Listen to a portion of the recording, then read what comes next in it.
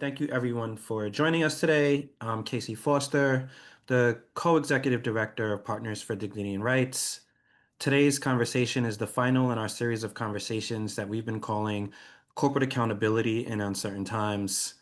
And what better way to wrap up this series with a webinar that's going to dive into a win that workers recently had, that Partners for Dignity and Rights and other partners were responsible for helping to advance and move forward in this struggle for worker rights.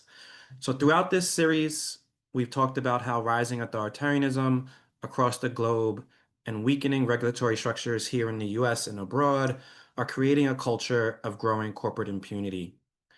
But as the panelists joining us here today will discuss, when we come together to unmask corporate structures, name those responsible, and raise up workers' demands, we can win. And today, we're joined by 5 panelists who are going to talk about how we won and how that win is both an immediate win for workers and how it builds towards our overall vision for respect for workers' human rights as the norm in workplaces everywhere. I'm excited because we're leaving 30 minutes at the end so we can have a Q&A to bring you all into the conversation. So please put your questions in the Q&A box as they come up. And again, we'll be interpreting between English and Spanish. So I'll ask our speakers to remember to speak slowly as we help everyone out. And now, to get to the good part, our panelists, we're going to open up with Ana Isabel Macario, who was a leader in Chirhana, the union that represented workers in the industrial Hana factory before it shut down in October of 2023. Anna, how did you find out that the factory was closing, and what steps did the union take next when you found out the factory was closing?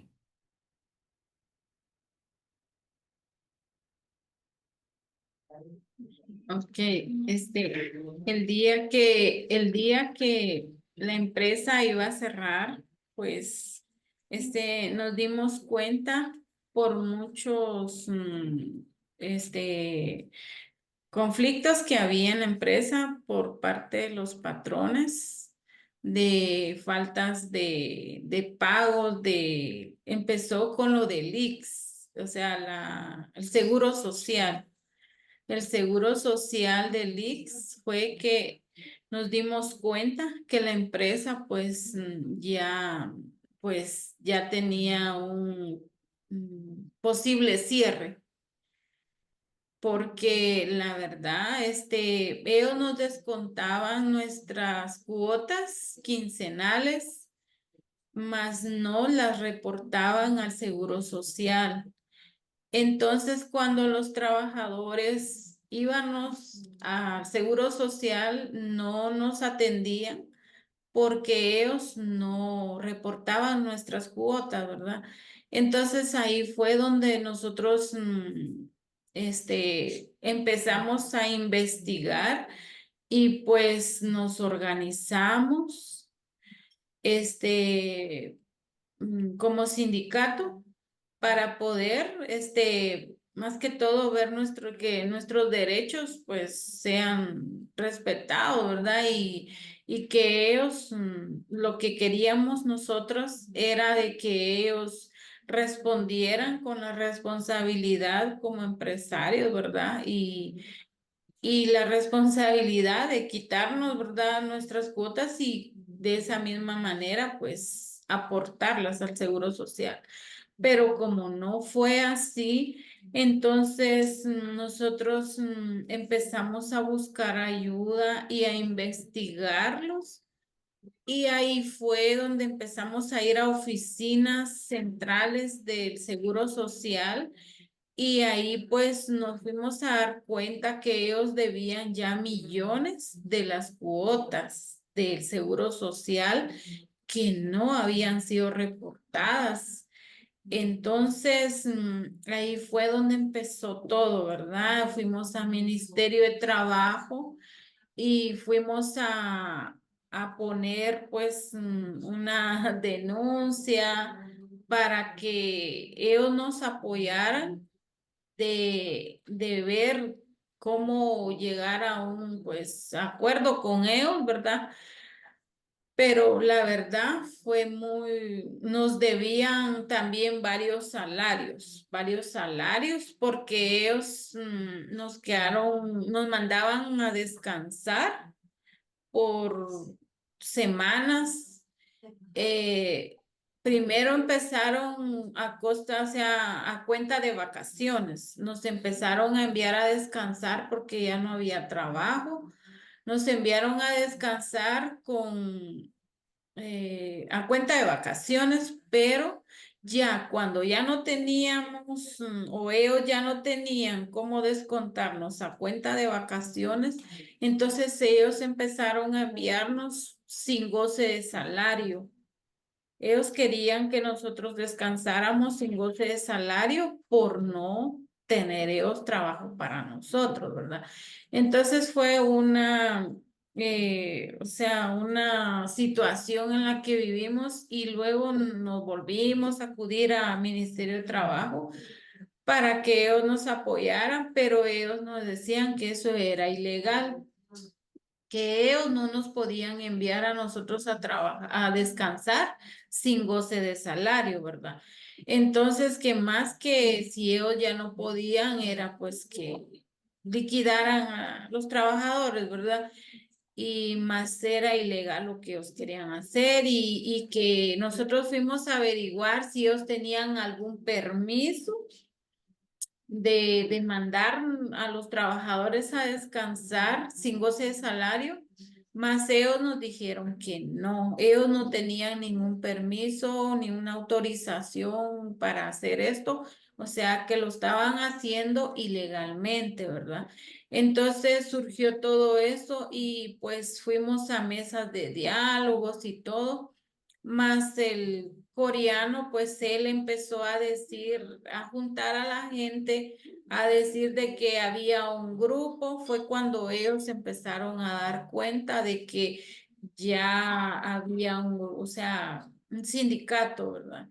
Pero sí no teníamos poco tiempo de habernos organizado cuando tuvimos esta experiencia y pues ellos trataron la manera pues de poner a nuestros compañeros en contra del sindicato. Ellos nos empezaron pues a más que todo a discriminar y a señalarnos y decía el coreano de que por la culpa del sindicato era que ellos ya no tenían trabajo y cosa de que antes del sindicato ya no había trabajo. A nosotros nos estaban mandando sin goce de salario, mas ellos tuvieron esa habilidad de poner a los no afiliados en contra del sindicato, ¿verdad? Entonces, ahora bien, hicimos varias gestiones al Ministerio de Trabajo, mas no hubo ninguna respuesta. Ellos llegaban, pero era como que solamente, ¿verdad? Ir a hacer presencia, mas ellos siempre se salían con la suya, ¿verdad? Pero como nosotros no nos quedamos de brazos cruzados, seguimos investigando, investigando, donde la cual había una bodega donde ellos tenían varias cosas guardadas, o sea, de trabajo y todo. Y nosotros pedimos en mesa de diálogo que nos permitieran ver esa bodega para ver si en realidad ya no había trabajo, porque al parecer ahí en esa bodega ellos guardaron lo que quedaba aún de trabajo, pero ellos más que todo llegaban a ofrecer trabajo y ellos ya no lo recibieron porque ellos dijeron que era por culpa del sindicato de que ya no había trabajo para nosotros. Y entonces, cuando nosotros pedimos esa autorización, pues el director general dijo que sí, que nos mostraran, le dijo al jefe personal que nos mostraran esa bodega más ellos cuando nosotros quisimos llegar al día que él había dicho, ¿verdad? De que iba a enseñar la bodega. Ese mismo día que terminó la mesa de diálogo, fueron camiones que llegaron a desocupar la bodega donde pues había algo todavía de trabajo que entregar. Y entonces ahí fue donde ellos se sintieron más que todo, ¿verdad? No sé, quizás ya sin salida, ¿verdad? Entonces el coreano pues empezó ahí a amenazarnos de que iba a cerrar la empresa porque ya no tenía dinero, que tenía muchos pagos y que si querían que renunciáramos y todo eso. Más la gente pues decía que no, que despidieran al sindicato, que por culpa del sindicato. Y pues él decía que si querían que trabajaran así por día, que les iba a pagar 95 el día, pero que solo, o sea, que no les iba a pagar diario, sino así como que conforme iban llegando. O sea, si un día sí llegaban, o sea, y otro día no, pero les iban a pagar solamente los 95, pero ya era así, no como quincenal, que recibir su pago completo, ¿verdad? Entonces, hubo bastante gente pues que lo apoyó aún así a él, ¿verdad?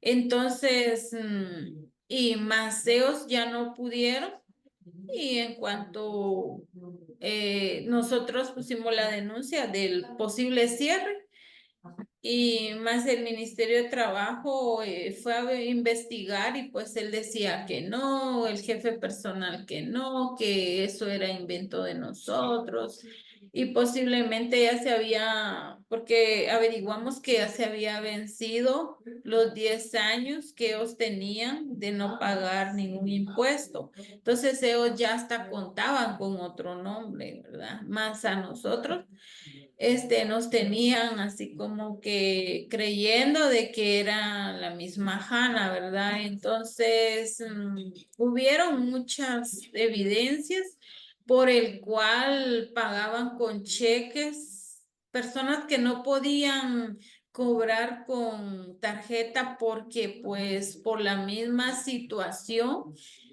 eh, hubieron varias personas de que se metieron a préstamos y todo eso, más cuando ya esto se puso más crítico, pues ya ellos ya no pudieron pagar esa deuda y porque ya no sacábamos la quincena completa, entonces ya ellos empezaron a pagar por cheque a las personas que no podían cobrar con tarjeta, ¿verdad?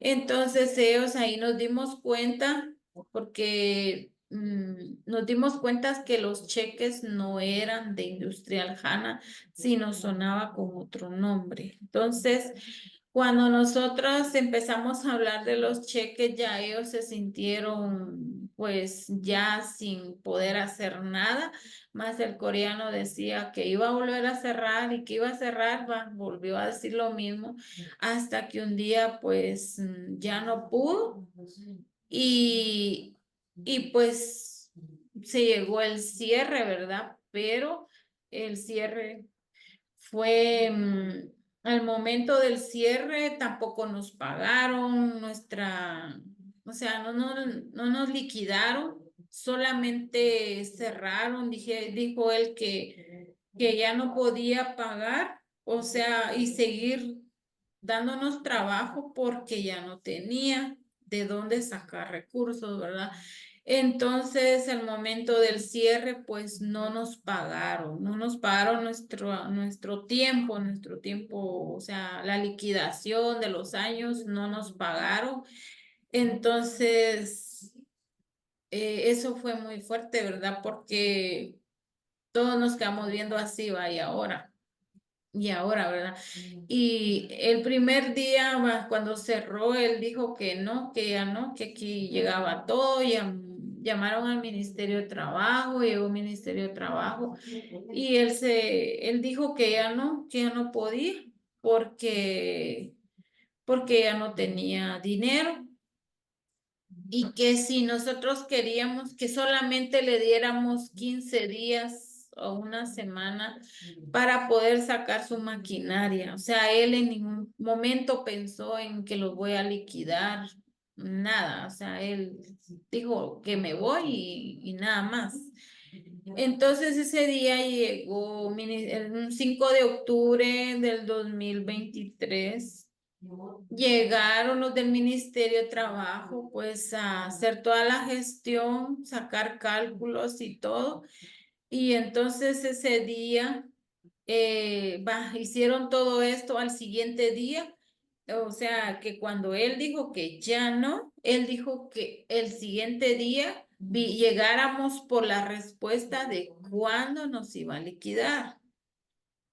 Ahora bien, nos sacaron nuestros cálculos a todos los trabajadores y entonces, y al siguiente día llegamos todos, el cual solo el grupo de sindicato pudo ingresar y unas cuantas personas que no eran afiliadas. Entonces, entraron como testigos y de que no, porque ahí se rumoró muchas cosas sobre el sindicato, de que nosotros nos habíamos vendido y toda la gestión, ¿verdad? Entonces entraron ellos para ser testigos de que no fue así.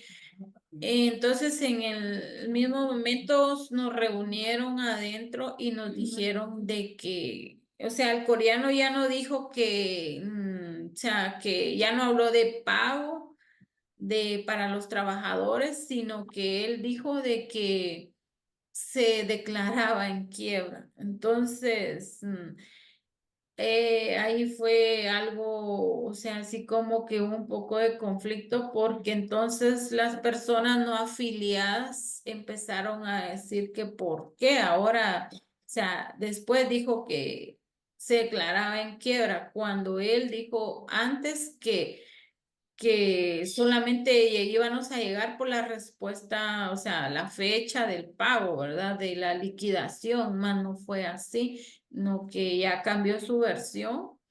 Entonces ya los compañeros pues ya molestos se dirigieron al Ministerio de Trabajo que cómo era posible que ellos aceptaban de que un día dijera una cosa que al otro día dijera otra, ¿verdad? Entonces pasamos horas, casi todo el día de ahí, más nos encerraron los compañeros molestos de que había cerrado y que los compañeros de adentro habían mandado mensaje para los de afuera de que no iba a haber pago porque él se había declarado en quiebra y que no. Entonces ahí fue donde nos dejaron encerrados los compañeros en ahí adentro en bodega.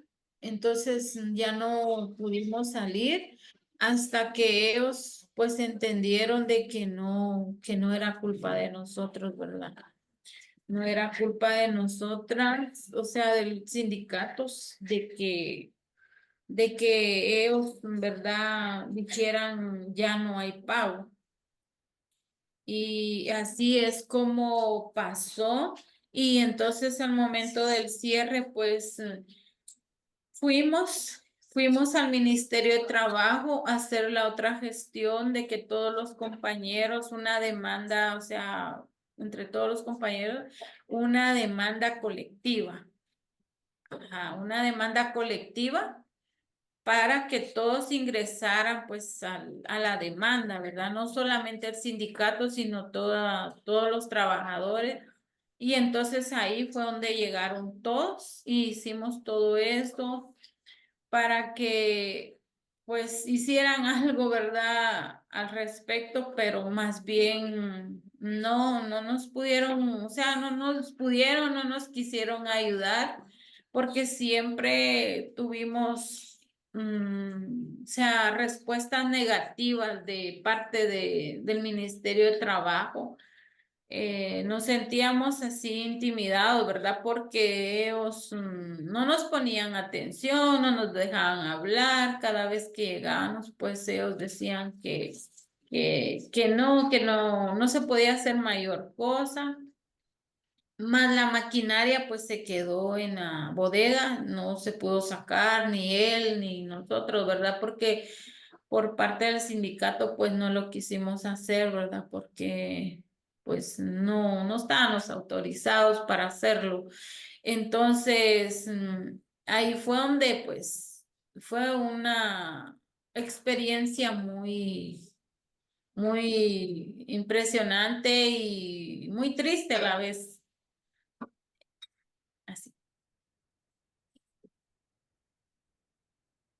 Like, Anna, I want to thank you for taking us on that journey, which started for you all a long time ago. We're talking about it now at the end, but I really appreciate you walking us through the struggle that workers had um, through the factory closing. And want to point out, that you workers were organized from the beginning, and so you were able to start really together collectively trying to find out what is going on here, and how you can step in to protect your rights. With that, I want to bring in our second panelist, Tara Mathur from the Worker Rights Consortium. Tara, thank you for joining us today. Tara, my question is, the Worker Rights Consortium did the initial investigation in this case.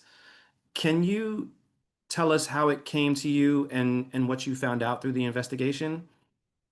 Yeah, thank you, Casey. So I work with the Worker Rights Consortium, or as we're commonly known, the WRC, and the WRC is a monitoring organization. We investigate complaints. Usually those are brought to us by workers about violations at garment factories around the world. And it's part of our ongoing work to let workers and worker organizations know that we do this kind of work so that when these kind of issues come up, then they know that they can file a complaint with us.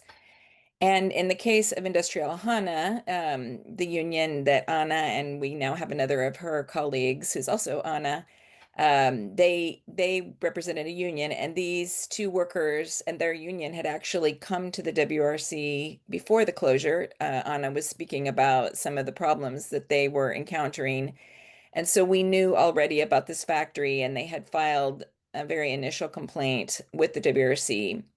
But it was not long after that that the factory announced its closure, and we learned that the factory was not going to pay the workers the severance. So the initial complaint that we received then became a complaint about the closure and the non-payment of severance.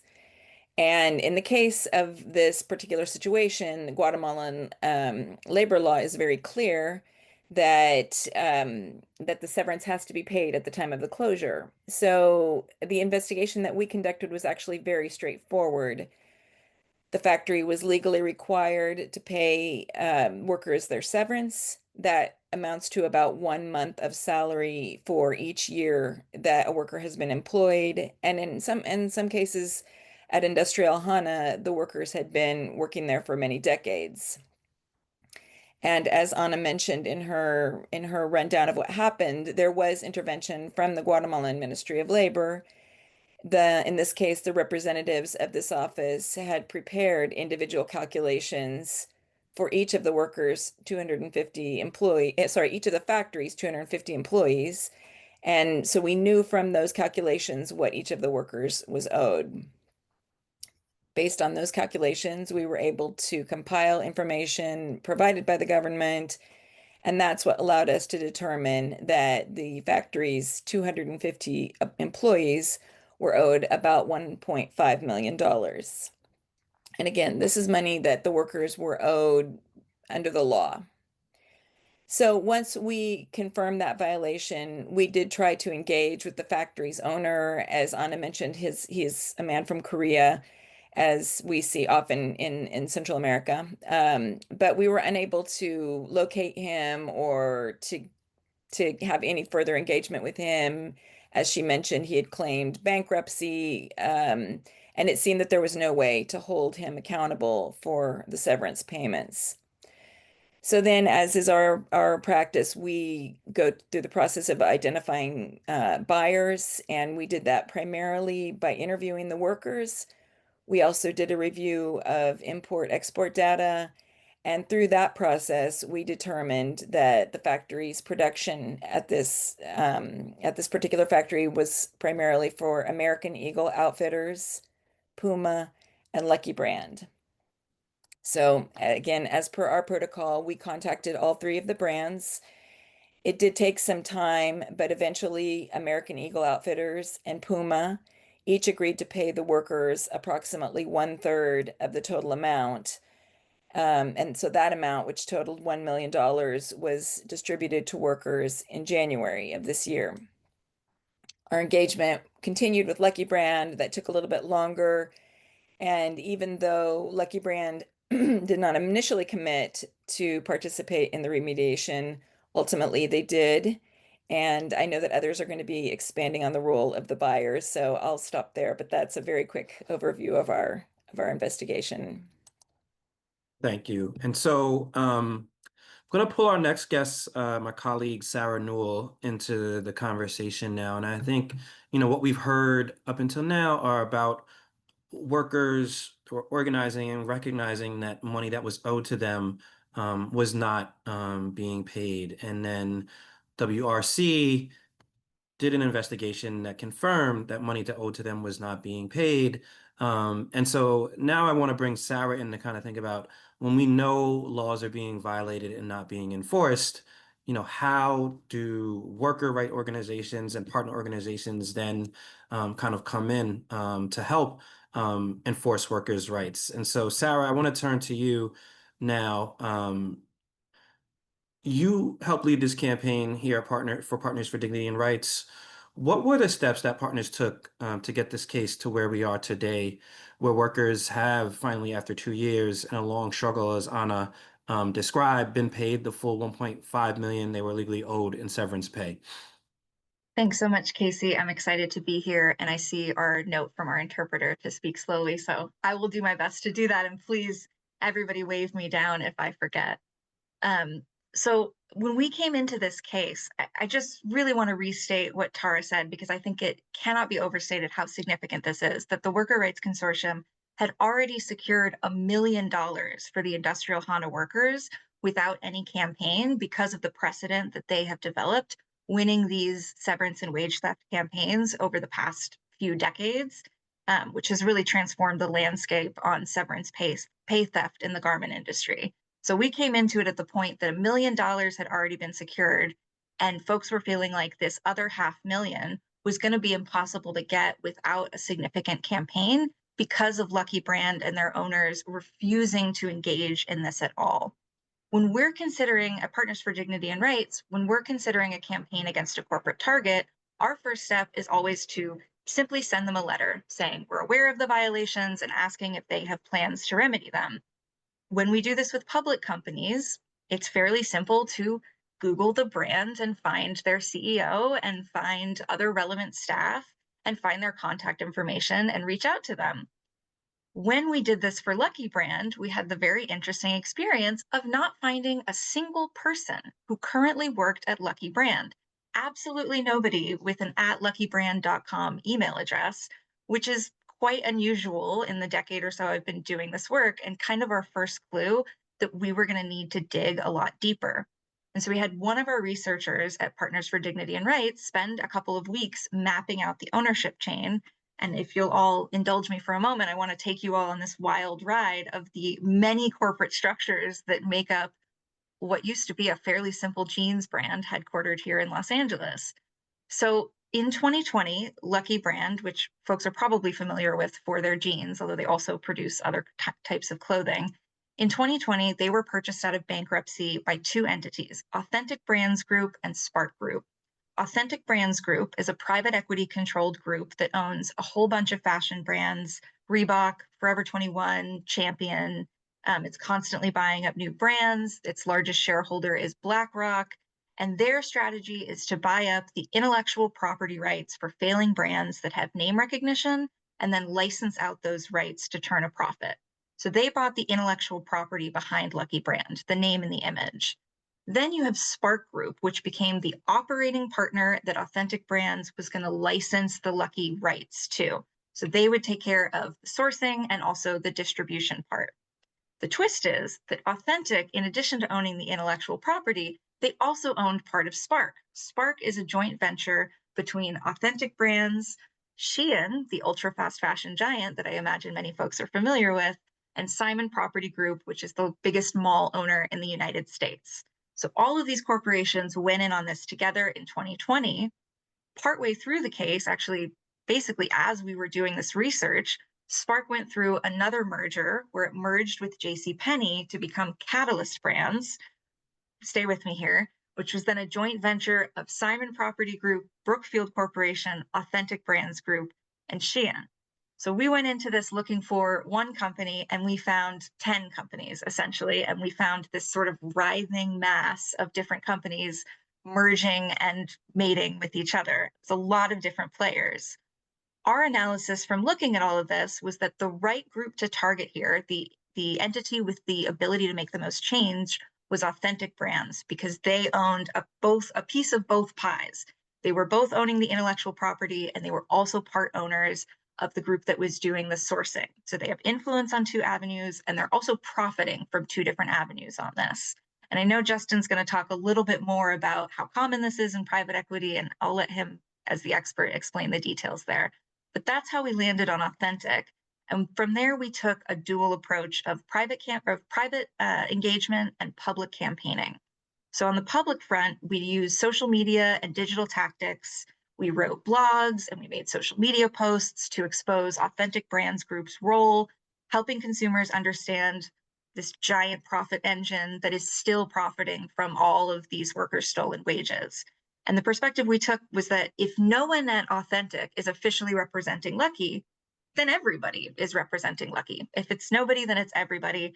And for that reason, we targeted the CEO of Authentic, Jamie Salter, who I think is best known for saying in an interview that he had lost track of how many homes he owned. He thought about 12, but he couldn't really remember. So we worked with Anna and the union to make social media materials that targeted Jamie Salter specifically, saying that he had the power to make this right, and that if he is this noted philanthropist, as he bills himself, that he should immediately address these violations. We also did a series of podcast interviews on a show called The Art of Citizenry as part of our effort to educate our base about the role of private equity in the fashion industry and sort of help people understand how corporate capture has evolved in this age of private equity.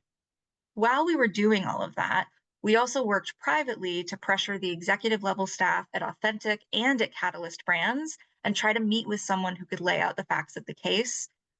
My, analysis looking back is that part of what changed this was the merger between Spark and JCPenney that created Catalyst, because it brought more people into the company that were familiar with these sorts of violations in supply chains and had seen these types of very aggressive and intense campaigns that Clean Clothes Campaign, my organization, other folks have waged for years.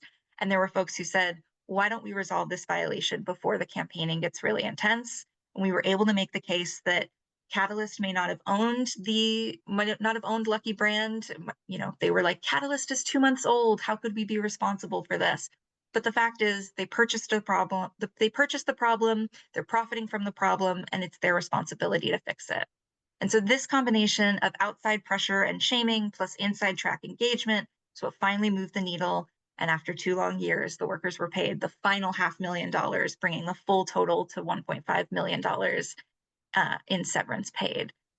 I know we're going to talk a little bit later in the webinar about lessons learned and takeaways from this, but I'll just name to close here that a big takeaway from me is to not let the complexity of these corporate structures be a barrier. And that I think as campaigners and folks that are fighting for human rights, we need to become experts and as well-versed in these businesses as the businesses themselves, so that we can trace these layers of ownership and explain it clearly to consumers and allies.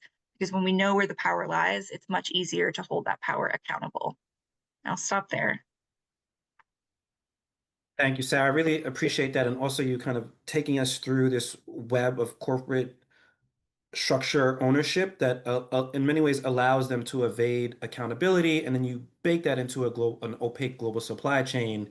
You see how these things turn into years-long struggle for workers to enforce their rights and get the pay that they're rightfully owed. And I want to bring our next panelist, Justin Flores, into the conversation here. Justin, you work for private equity stakeholder project. Your organization tracks the impact of private equity firms across multiple different industries. Can you give us a quick overview of what private equity is and their role in the apparel industry?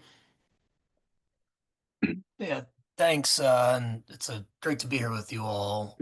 Congratulations to Anna, both Annas and their colleagues on winning this campaign under such difficult circumstances. I probably shouldn't have to say this, but people shouldn't have to organize an international campaign to get their employer to comply with the law, and especially not in some of the largest and most wealthy companies on the planet. But that is the situation we're in here today, and so appreciate everybody for the work that you all did.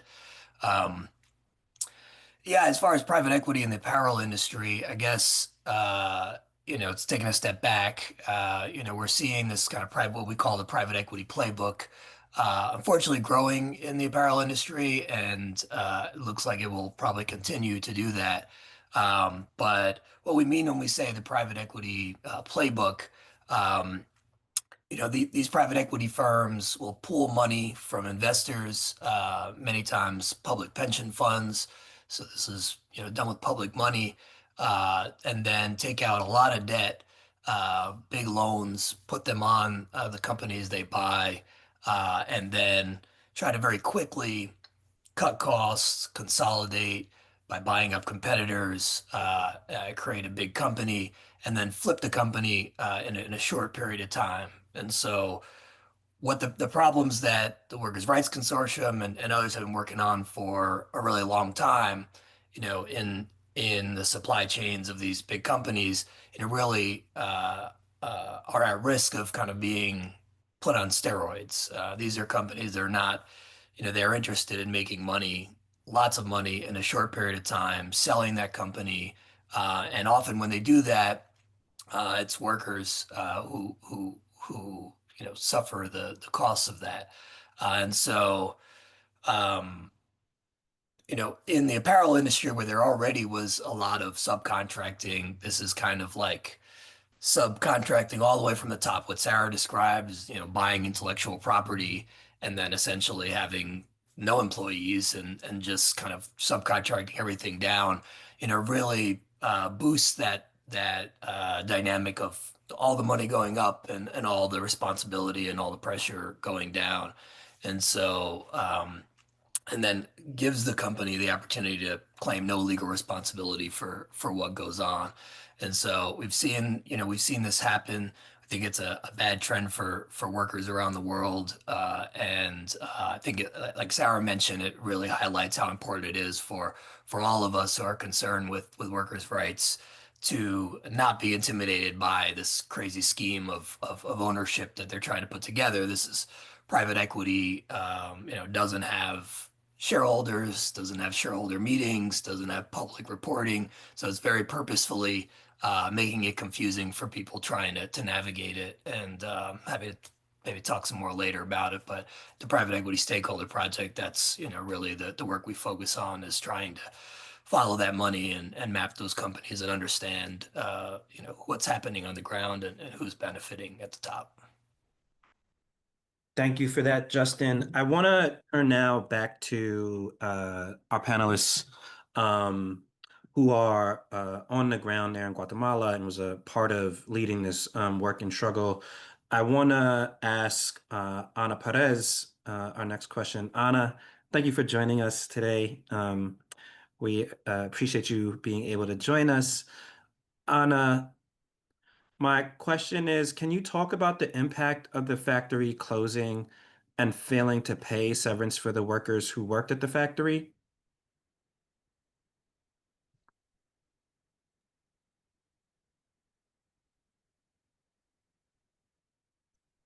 Muy buenos días, muy buenos días.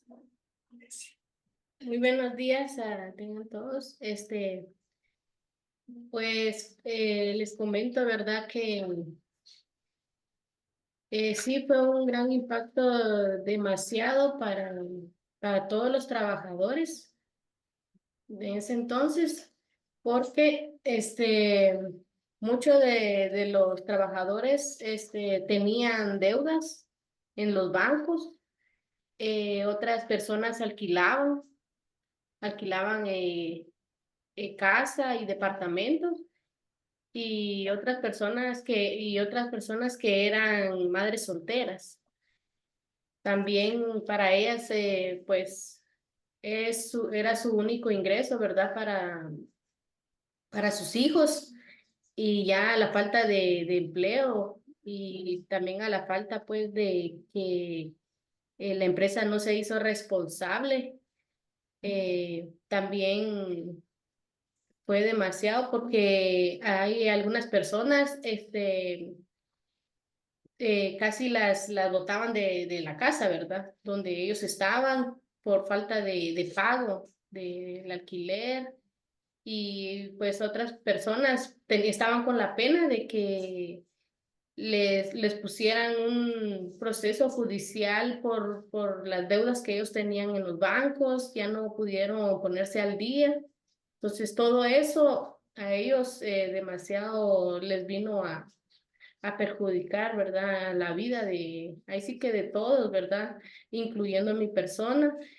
Este, También muchas familias tuvieron que separarse ya que ellos viajaron, ¿verdad? A Estados Unidos para ellos generar un ingreso, ¿verdad? Para su familia, ya que a falta de trabajo aquí en Guatemala, pues la mayoría también, ¿verdad? Como no ha habido mucho trabajo, y por el hecho, las demás empresas, por el hecho de que ellos oyen de que, pues de tal empresa vienen, no los reciben, y entonces ahí andan pues buscando trabajo, y no encuentran. Entonces sí, esa fue la frustración de muchas personas, ¿verdad? Para sus vidas, que la fábrica cerró, y también muchas personas tenían familiares enfermos, también que dependían, que ellos pues dependían económicamente de las personas que trabajaban ahí. Hubieron personas que pues también fallecieron, ¿verdad? Porque también creo que necesitaban tanto ese dinero, ¿verdad? Para su salud. Y pues los familiares también, ¿verdad? Ellos, también eh, sufrieron bastante de eso, ¿verdad? Igual, ya que como todos, pues nuestras personas, y tanto como el grupo sindical como los trabajadores, pues ya por la discriminación, ¿verdad? Que todos recibíamos, no se puede conseguir trabajo en las empresas, ¿verdad? Ya que rapidito, pues como que nos tienen tachados, ya tienen como que una lista de nuestros nombres, e inclusive fotos, ¿verdad? De nuestras Mm, personas, para inclusive cuando uno entra a trabajar, entonces automáticamente pues nos dicen que no, ¿verdad? O puede ser de que entran unas 4 horas, y en lo que se dan cuenta, pues los retiran, ¿va? Los despiden, y así. Eso es lo que hoy en día también he platicado con muchos de los compañeros, ¿verdad? Que mm, sí, a base de eso, sí tuvieron muchos problemas económicos, ¿verdad? Tantas familias, y ya personas de la tercera edad, pues que ya también habían bastantes personas de la tercera edad trabajando ahí, ya llevaban bastante tiempo.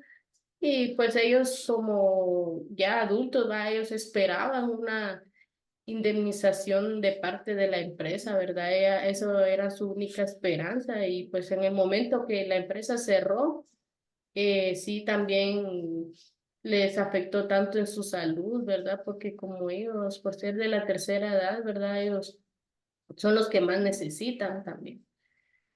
Y, y pues mi persona, también me afectó bastante, ya que teníamos deudas en el banco y como pues he sabido, ¿verdad? Que los bancos, presionan mucho, ¿verdad? Presionan y todo eso, causa estrés y desesperación, ¿verdad? Y también, pues por los gastos de la familia, ¿verdad? Los gastos de la familia, cuotas que pagar, los hijos en la escuela y todo eso, ¿verdad? También afectó bastante, ya que en ese entonces también mi esposo no contaba con empleo también, ¿verdad? Entonces sí, la única que estaba, tenía ingresos era mi persona, ¿verdad? Entonces sí nos vino a afectar bastante. Thank you.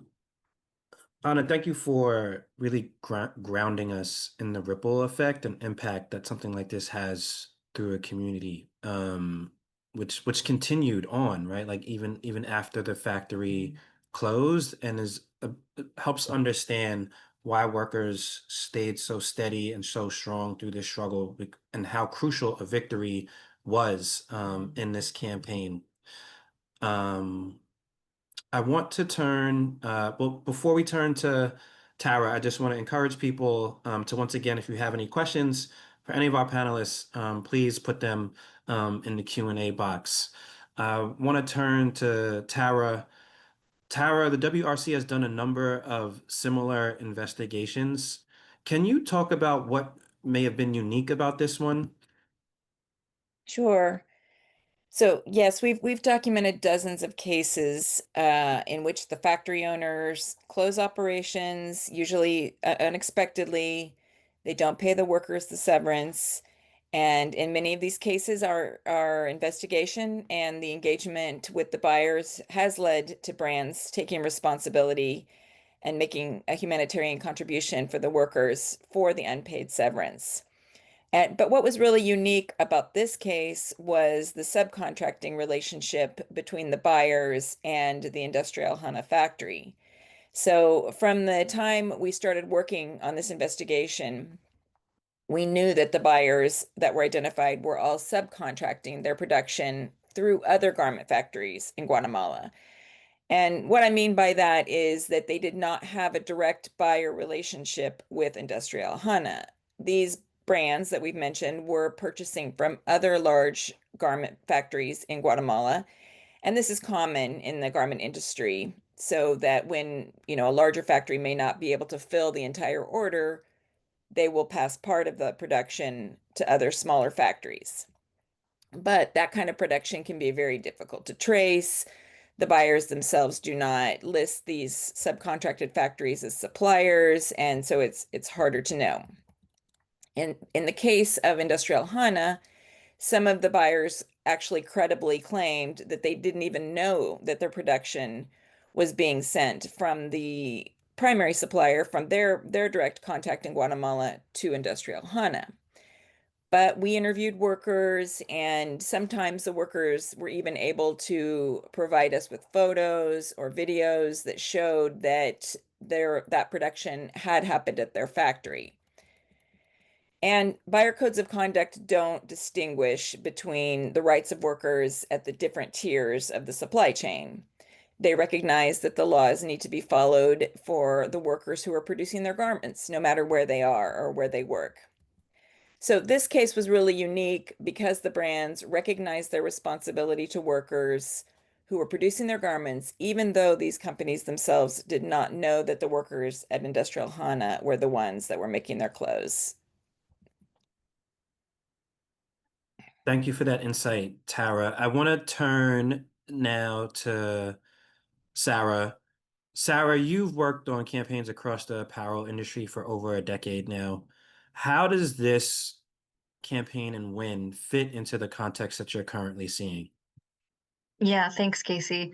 Fights around factory closures have existed as long as the anti-sweatshop movement itself, as long as the issue of globalization has been part of this industry. In my opinion, things have really rapidly worsened with COVID because it caused such a massive crisis in the garment industry, with billions of dollars in wages effectively stolen from workers during factory closures.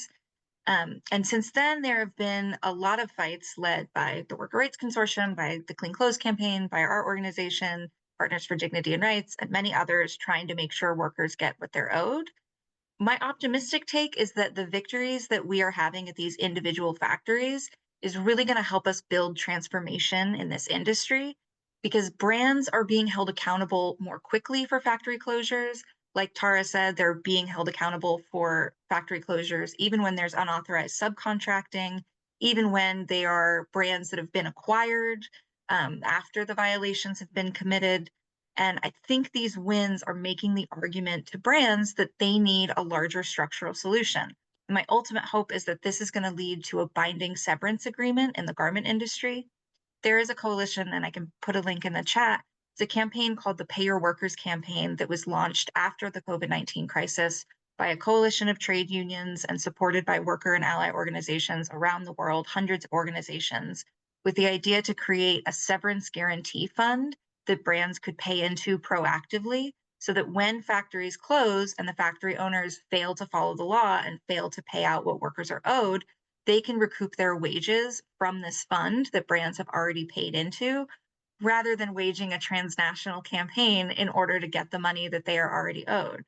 And there hasn't been a brand that's signed on yet, but my hope is that with these campaigns, as brands see how costly and time consuming it is to resolve individual campaigns and settle things one by one, they will recognize that it makes more sense to establish a long-term structural solution, which I think is even more obvious as we start to see more supply chain crises, as we start to see the impact of the US tariffs and how all of these crises, workers at the bottom of supply chains are bearing the brunt of. And we really need brands to take action to do this.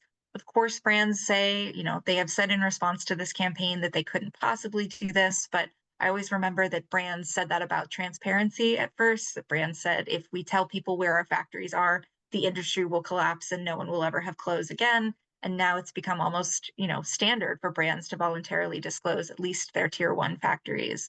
And so I think it's important that we keep advocating for these structural solutions and that cases like the industrial HANA case are used to make the argument to brands that this is in their best interest as well as the workers. Thank you for that. And also for just thinking about for those of us consumers, activists, and others, just concerned people around human rights in the US, it's like the impacts of global crises like COVID still being felt in different ways across workers in the global supply chain. And, you mentioned bringing us to today, we're seeing what seems like multiple new crises crop up every day and trying to forecast and support workers through those because we're seeing the impacts here in one way, but the impacts may be playing out differently in other parts of the globe. And so really important to remember that. With that, I want to turn to Justin. Justin, what responsibilities do investors have for what happens in the companies they invest in? And is that different if they're investing in publicly traded companies versus private ones? Yeah, that's a good question. So most investors in private equity are they call institutional investors. So these are public pension funds or university endowments, sometimes foundation endowments, um, sovereign wealth funds. These are big institutional investors. And when they invest with private equity firms, they're typically called limited partners. And that generally means they hand over, tens or hundreds of millions of dollars to a private equity firm with the agreement that, in about 10 years, the private equity firm will buy companies, sell them, and return money, with a high rate of return. And so, legally speaking, the investors have very little responsibility for what happens at the companies that private equity firms buy. In some instances, they don't even know what the companies are. They're not really tracking that, and so oftentimes investors will say that because of that limited partner relationship, even if there are worker abuses happening, they can't do anything. Um, and I think that's changing. Certainly, the way it happens logistically is that, let's say a pension fund will give a private equity firm $100 million, and then a few years later, the private equity firm is going to come back to the same pension fund and say, "Hey, we've got another investment opportunity, for $300 million." And so, even if it's true that the pension fund can't order the private equity firm to do something or take back their money without losing some of it, um, there's an incentive for private equity firms to keep investors happy. They want to keep coming back and continually investing. So that does give investors some leverage, even if they don't have the leverage you might have like in a public investment where there are shareholder meetings, shareholder resolutions. You can pretty quickly sell your shares if you're fed up with the company. It is different in the private equity sphere, but investors still do have more leverage than one might think. And then on top of that, we're seeing investors really realize that the kind of blind investing it really increased risk. So if you just blindly give your money to a private equity firm and wait for it to come back, you might not know about something until it's too late. And so we've seen, uh, you know, some of these labor abuses can be costly. There can be lawsuits and settlements and labor disputes and high turnover, and things like that do affect the investments. And one of the examples that's kind of one of the most stark in private equity is the example of Packer Sanitation, which after the scandal changed its name to Vortex. But they were caught using over 100 children in dangerous jobs in meatpacking plants, and fined $1.5 million by the Department of Labor. They're owned by the largest private equity firm in the world, Blackstone, and $1.5 million is certainly a drop in the bucket to them. But what happened after, with the scandal and the fallout from media coverage and activism, after that happened, was that the company began to lose customers. They ended up having to have serious damage to the company's bottom line, affecting investors and workers negatively.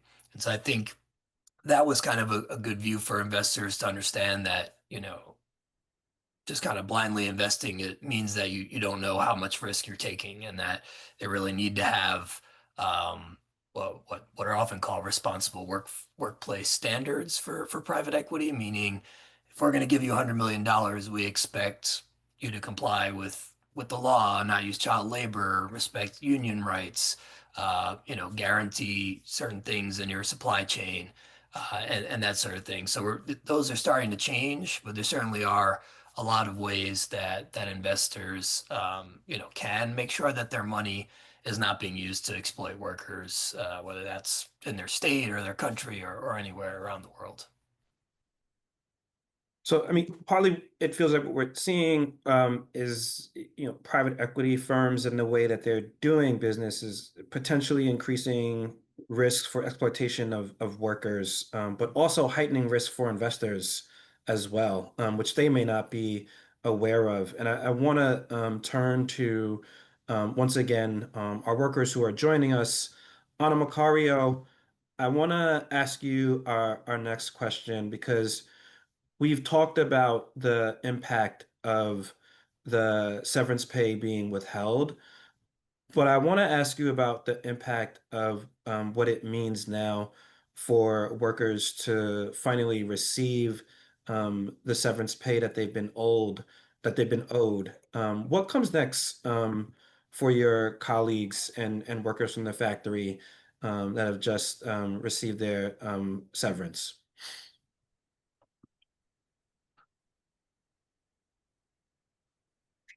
Ok. En el caso de recibir este beneficio, pues la verdad, vino a ayudar bastante a todos los trabajadores, trabajadoras y mi persona, ¿verdad?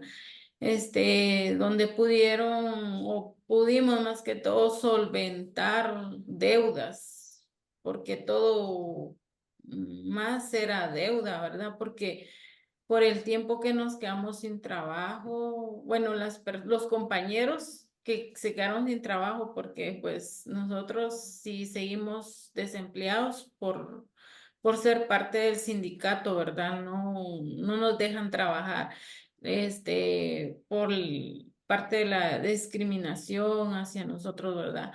Pero en el caso, pues, de todos los trabajadores también, pues todos fue un beneficio bastante, de bastante ayuda porque la verdad, por las deudas y personas de que no tienen casa propia, sino que pues alquilamos y estudios, gastos de estudios de nuestros hijos y todo eso, ¿verdad? Por enfermedad y todo eso. Entonces todo eso nos vino a ayudar bastante, ¿verdad? Eh, a muchos en diferentes formas, ¿verdad? Por ejemplo, quienes pudieron quizás enganchar un terreno, comprar o sea, el enganche de una casa, los que quizás no tenían tantas deudas, ¿verdad? Porque en mi persona, pues yo sí utilicé para deudas y, y para gastos de la casa, todo eso, ¿verdad? Pero la verdad sí fue de bastante ayuda este beneficio y pues la verdad los compañeros quedaron impactados por el beneficio porque ellos pues tenían dudas, ¿verdad? No creían que esto iba a salir, ¿verdad? Y estaban pues hasta enfermos, ¿verdad? Porque de tantos gastos, pagos y todo eso, ¿verdad? Y entonces cuando llegó el beneficio, pues fue algo sorprendente, ¿verdad? Y donde todos ahí hasta personas, ¿verdad? Reconocieron, ¿verdad? El trabajo del sindicato, ¿verdad? Y de todos los que nos apoyaron, ¿verdad? Es como WRC y todos los que pues trabajan ahí, ¿verdad? Y Centro de Solidaridad, todos los que nos apoyaron, pues la verdad, todos los compañeros pues sí fueron la mayoría, ¿verdad? Fueron agradecidos y pues ellos comentaban pues que del cielo había caído este beneficio, ¿verdad? Porque unos que emprendieron, que ya no pudieron trabajar, un negocio de diferentes, ¿verdad? Diferente, ¿va? En como mi caso, ¿verdad? Yo alquilo, pago mensual mi renta, y pues sin trabajo, pues para mí fue, de bastante ayuda porque yo tuve que emprender. Tuve que poner un negocio ahí aprovechando, ¿verdad? Pues dije, pago casa, pues voy a emprender porque de aquí mismo voy a sacar, ¿verdad? Porque no puedo trabajar, ¿verdad? Porque de hecho intenté trabajar, pero no me lo permitieron al tiempo de que llegaron unas personas que me conocían más antes que la empresa cerrara, pues me puso sobre aviso en la oficina, pues me despidieron. Entonces entendí que pues no puedo trabajar. Intentábamos, pero no se pudo, ¿verdad? Entonces ahora este beneficio de veras que nos vino a salvar también la vida, ¿verdad? Porque muchos, como comentó, ¿verdad? Emprendimos y diferentes maneras y otros que por enfermedades de personales o de padres, de familia. Entonces todo esto vino a ayudar bastante, de verdad, y ahí sí que la reacción de los compañeros fue bastante sorprendente porque ellos, pues algunos hasta llorando, llorando salieron de cuando recibieron su cheque, ¿verdad? Decían que pues eso había sido o sea, una gran bendición porque no lo esperábamos, o sea, tenían duda más que todo mente negativa, ¿verdad? Pero cuando ellos vieron esto, pues la verdad sí dijeron que los había ayudado bastante. Y sí, quienes compraron hasta carro para movilizarse, por ejemplo, de poner un emprendimiento se necesita para ir a comprar, qué sé yo, mercadería, porque eso de pagar viajes, pues sí, también sale caro, ¿verdad? Entonces, la verdad fue de bastante ayuda y los compañeros, pues hemos visto compañeros que That's ahora great. ellos no trabajan, pero están emprendiendo y de muchas formas vino a ayudar el pago, ¿verdad? Entonces, la verdad, todos agradecidos, ¿verdad? Todos agradecidos por el inmenso trabajo, ¿verdad? Y es en That's mi great. persona yo nunca había tenido una experiencia de eso, That's ¿verdad? Pero la verdad yo sí estoy muy agradecida con todos, ¿verdad? Los que estuvieron acá. Sobre esto, la ayuda del trabajo que también tuvieron que hacer para que esto that's great. fuera posible. Y pues esto sería. That's that that's amazing. I mean, we're grateful for you and all your colleagues. We're grateful to be able to show solidarity in any way that we can and support your struggle. And we hear you too that it in many ways that it continues, but that you all have in some ways often also shifted some of your material conditions. And that's critical for your families and for you and for your communities. So again, just congratulate you on all the amazing work that you and your comrades and colleagues are doing. I want to turn to Tara because we've heard about like on the ground, what is some of the impact that happens when um, companies refuse to give severance and enforce laws and rights for workers to ensure that they're getting paid for the work that they're doing, that their rights aren't being violated. Tara, what would be your key takeaways for apparel brands and those in the business and human rights community from this case? Yeah, in this case, we at the WRC recognize the important steps that were taken by all three of these buyers to remedy the violations, and we can see the tremendous impact that it has in the lives of the workers to have taken those steps. And these brands did that even though in some cases their work was subcontracted to Industrial HANA without their knowledge or their authorization. And we think that this is a really significant step forward with regard to brand compliance and a really important example for other buyers to follow in ensuring compliance with local labor laws and with their own codes of conduct. Thank you. It's like really concrete in what brands can be doing. Want to turn to Justin before we open it up for Q&A. Justin, as private equity firms buy up more and more brands, are there other lessons you would share from your organization's work? Yeah, I mean, I think I'll like a lot of people have said lots of really important things, so I'll keep it short. I think for investors and for public employees and others that have their deferred wages invested in these things, it's important to know where your money's going and to have good policies to ensure that workers aren't abused. And for activists and workers, it's really important to understand that complicated chain of who owns the company that you work for as we're engaging in this. And so as PESP, we're happy to help folks try to navigate that and map those things out. And think, workers organizing and understanding those structures with lots of hard work, we can make these changes. Great. Thank you to all of our panelists. Thank you to all of our attendees. Stick with us. We're not going anywhere. I just want to thank everyone as we move to the question and answer part of our panel today. First question from our audience is I'm going to direct to Sarah. Sarah, are any of these companies holding types of insurance that might cover severance or other expenses, yet they don't share with workers? Do they need to post any bonds with government about wages, severance, etc.?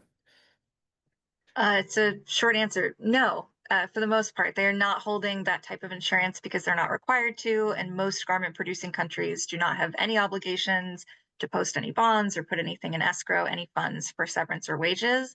And that's exactly why we advocate for an enforceable binding agreement like the Pay Your Workers agreement that would take the place of this sort of insurance scheme while being enforceable and protecting the workers first and foremost rather than the companies.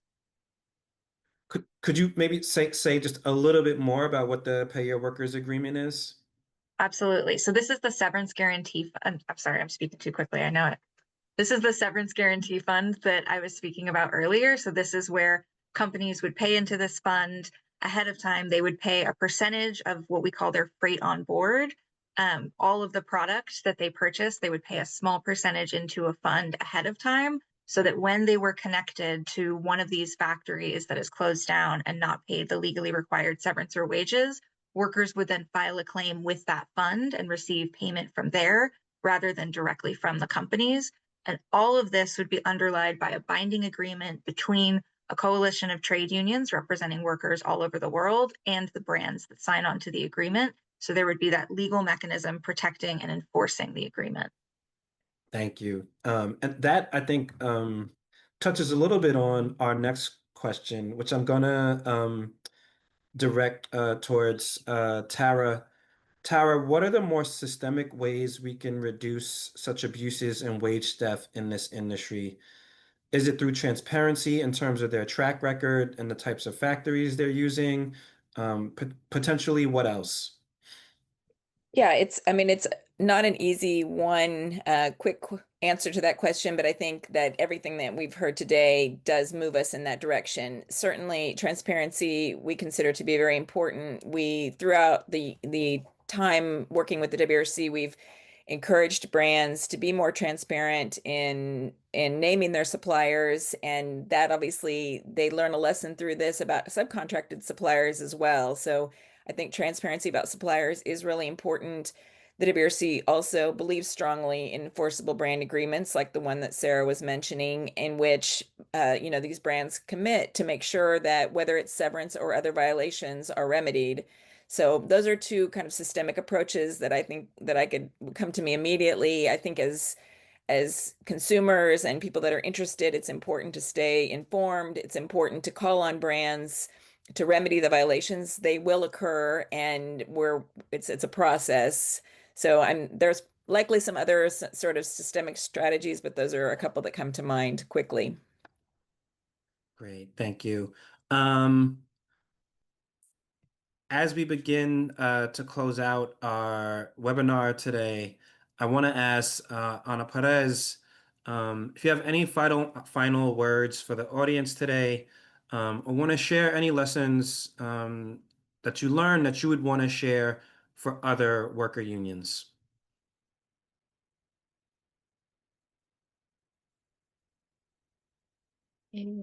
Sí, pues la verdad yo tengo mucho de qué decir sobre el sindicato, ¿verdad?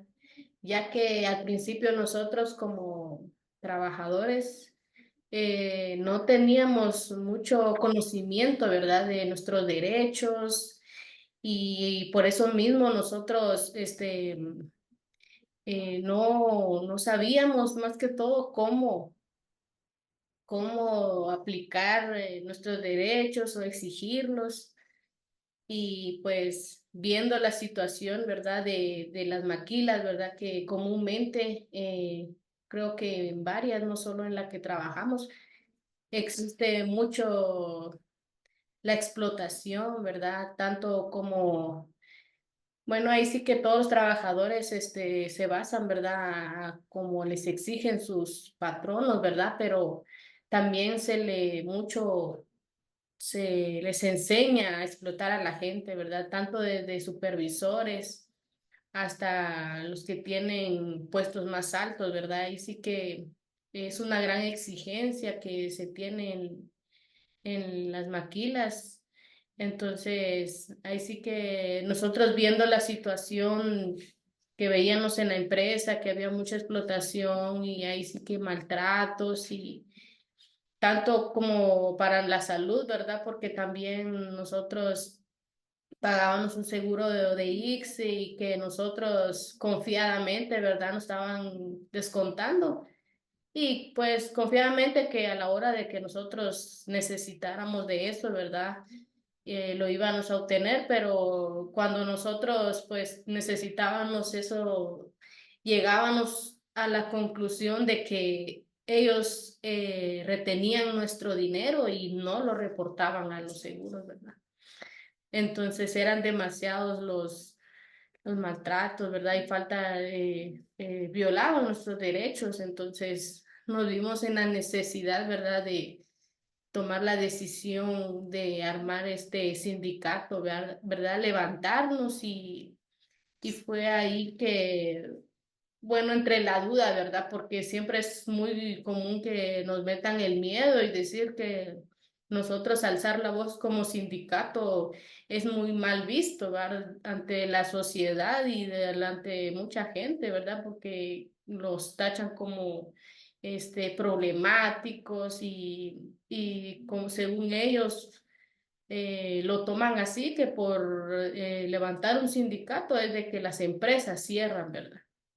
Y pues a lo mejor sea así, pero no es por culpa del sindicato, sino que es a base de que los patronos no quieren cumplir con los derechos, ¿verdad? Que uno como trabajador tiene que recibir, ¿verdad? Y pues así para otros sindicatos, yo sí realmente, yo estoy muy contenta y sí le doy pues ánimo de seguir así sindicalizándose, ¿verdad? Ya que con esas luchas es de que uno logra, ¿verdad? Que uno sea respetado nuestros derechos y pues uno también se informa demasiado, ¿verdad? Que en todos nuestros derechos, qué se puede hacer en un caso como esto, o qué se puede hacer en un caso cuando algún trabajador lo necesite y pues todo eso es bien bueno, ¿verdad? Saberlo y organizarse, ¿verdad? Entonces, para nosotros, si no nos hubiéramos organizado, pues, sí hubiéramos terminado mal, ¿verdad? Y ya gracias a Dios que a tiempo nos organizamos y todo esto es beneficioso, ¿verdad? Porque uno llega a saber bastante, ¿verdad? Y desde que nosotros entramos al Centro de Solidaridad, nosotros aprendimos demasiado, ¿verdad? Cómo respetar, que nos hagan respetar nuestros derechos, a dónde acudir, ¿verdad? Para que nosotros alcemos la voz ahí, ¿verdad? Porque comúnmente siempre hay oposición, ¿verdad? Por varios centros, ¿verdad? También que no quieren, va, que ya que en muchas maquilas, pues eso es lo que tienen, ¿verdad? Que no respetan para nada, tanto los salarios, como le digo, no, ellos siempre no se basan al salario que se impone, ¿verdad? Ellos siempre pagan el mínimo y pues lo que ellos quieren, pues tal vez ellos ganan buenas ganancias, ¿verdad? Mas no lo comparten con el trabajador que es el que saca el trabajo, ¿verdad? Ellos más que todo solo hacen, no pagan el esfuerzo de los trabajadores, ¿verdad? Y entonces, comúnmente, pues más ahora que he escuchado pues que se ha levantado muchos sindicatos por lo mismo, pues también varias maquilas se han puesto en eso de que abren talleres y ya no los registran por tal de evadir todos esas responsabilidades que tienen que tener con los trabajadores, va a evadirlos, ¿verdad?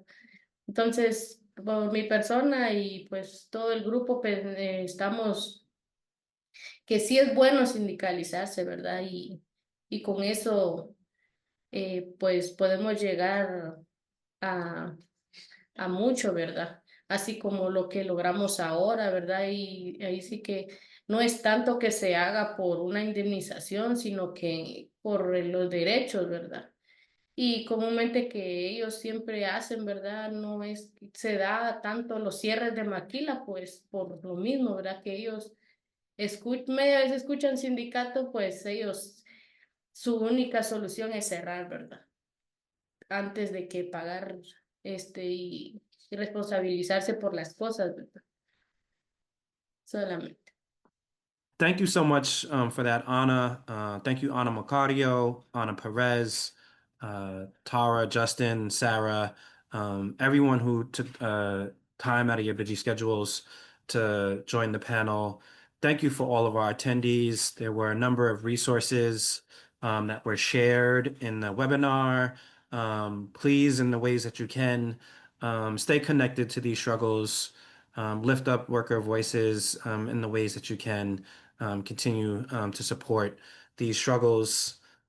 This conversation today really emphasizes the importance of working together across our movements.